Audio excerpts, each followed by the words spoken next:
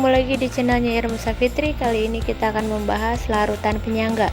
Jangan lupa like video ini, komen, dan subscribe.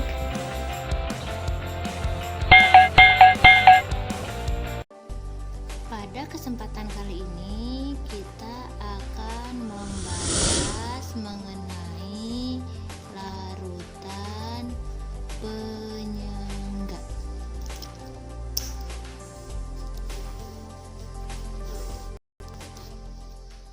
Nyambung dari yang kemarin tentang larutan hidrolisis, kali ini kita akan berbicara mengenai larutan penyangga, di mana pengertian dari larutan penyangga adalah larutan yang dapat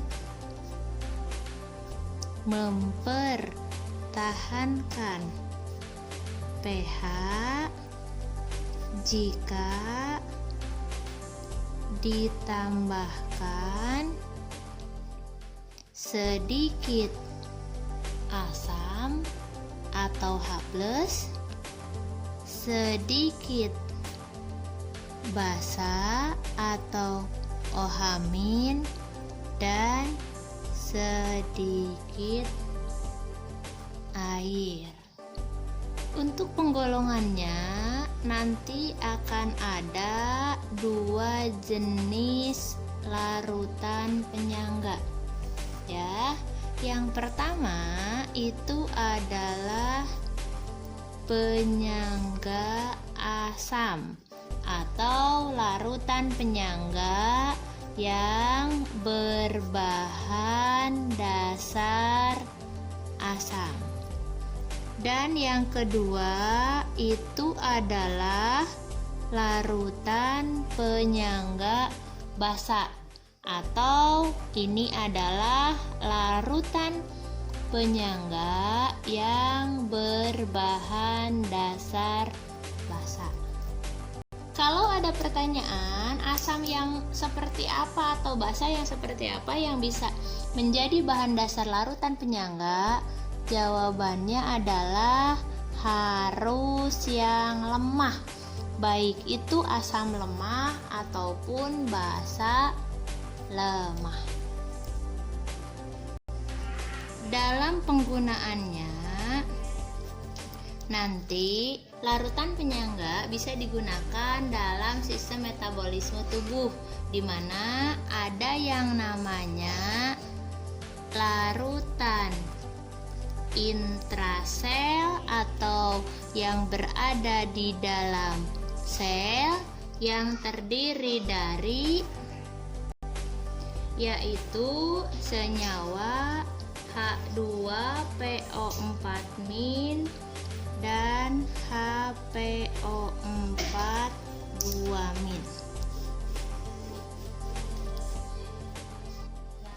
Yang kedua yaitu larutan penyangga ekstrasel. Ekstrasel ini dia letaknya di luar sel. Seperti ini ya. Yang termasuk penyangga ekstrasel yaitu senyawa H2CO3 dan HCO3-. Selanjutnya yaitu ada pembuatan larutan penyangga, dimana karena tadi kita sudah tahu penyangga itu ada dua jenis, yaitu penyangga asam dan penyangga basa, maka pembuatannya pun ada dua cara.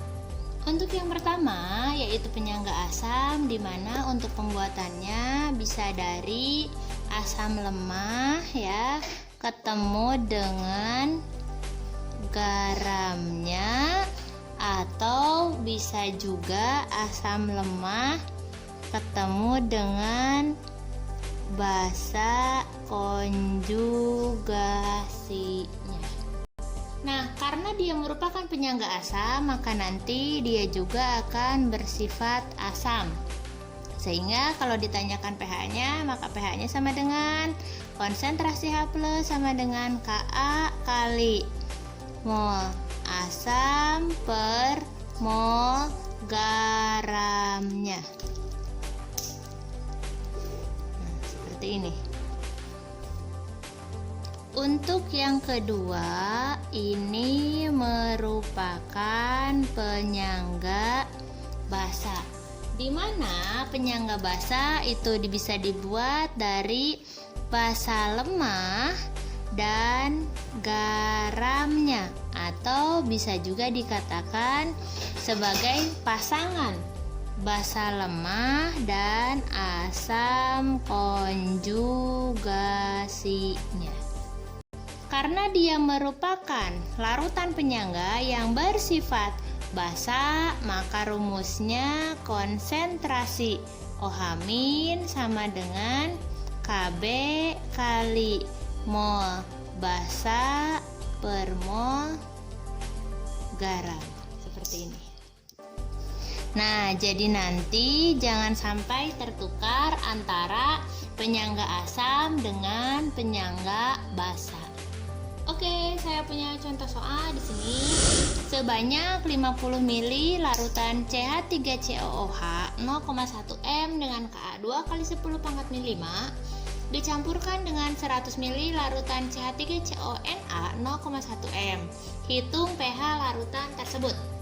Nah, kalau ada soal seperti ini, nanti yang pertama kali kita lakukan adalah tulis yang diketahuinya. Apa yang diketahuinya? Oh, yang diketahuinya ada CH3COOH dan CH3COONa, kan seperti itu ya. Dimana CH3COOH ini merupakan suatu asam lemah dan ini CH3CONa merupakan garamnya. Ketika ada suatu asam lemah ditambahkan dengan garamnya, maka nanti tentu saja dia akan menghasilkan suatu penyangga asam. Nah, selanjutnya untuk mol dari asam lemah ini ya, mol Al itu adalah 50 dikali 0,1 M.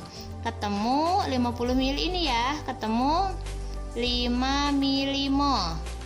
Dan mol garamnya itu adalah 100 kali 0,1 M, maka ketemu 10 milimol.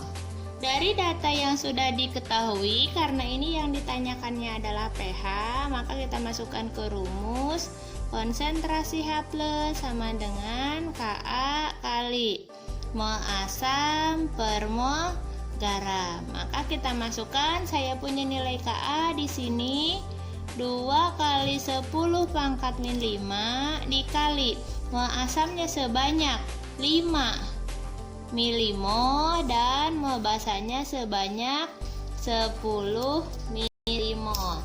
Maka kemudian 5/10 ini jadi 2, 2-nya bisa saya coret lagi. Maka ketemu untuk konsentrasi H+-nya sama dengan 10 pangkat min 5 M.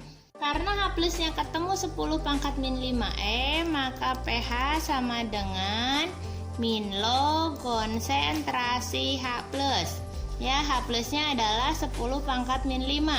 Min log 10 pangkat min 5, maka ketemu pH-nya sama dengan 5. Seperti ini.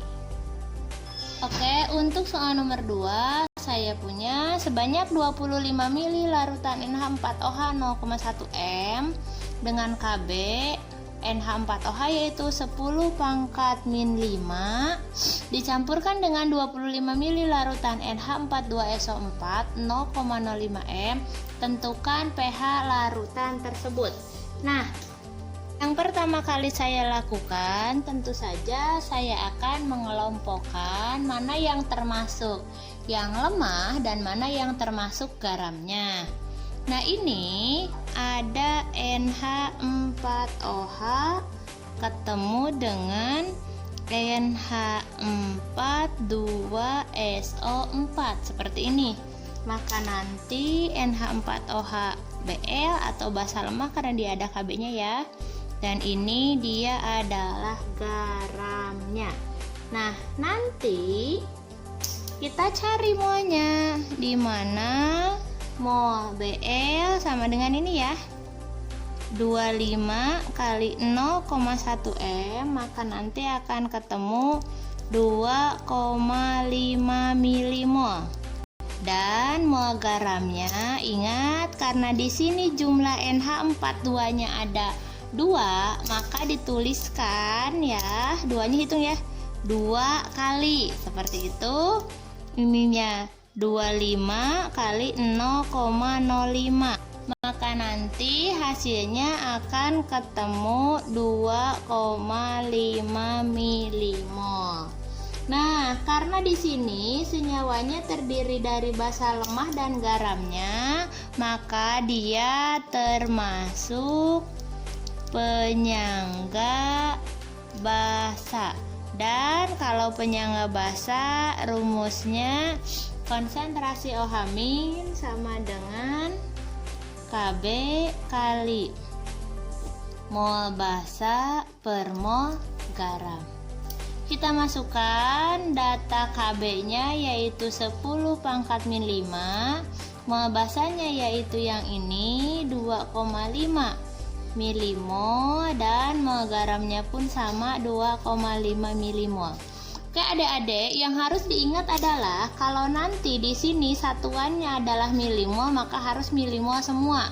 Kalau satuannya mol berarti harus mol semua, tidak boleh 1 milimol dan 1 mol. Itu nanti akan beda hasilnya. Oke, kita hitung, ini coret berarti 1, maka ketemu konsentrasi OH-nya adalah 10 pangkat min 5.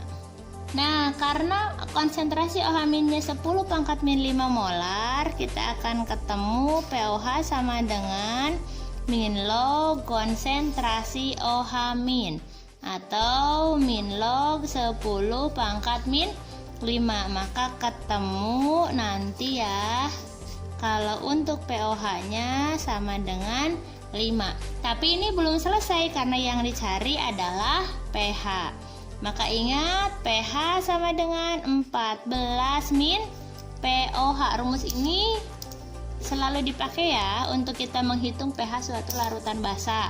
Maka 14 dikurangi pOH-nya 5, maka ketemu pH dari larutan ini adalah 9. Oke, sampai sini bisa dipahami kan ya mengenai pH larutan penyangga. Terima kasih sudah menyaksikan. Sampai jumpa di video selanjutnya.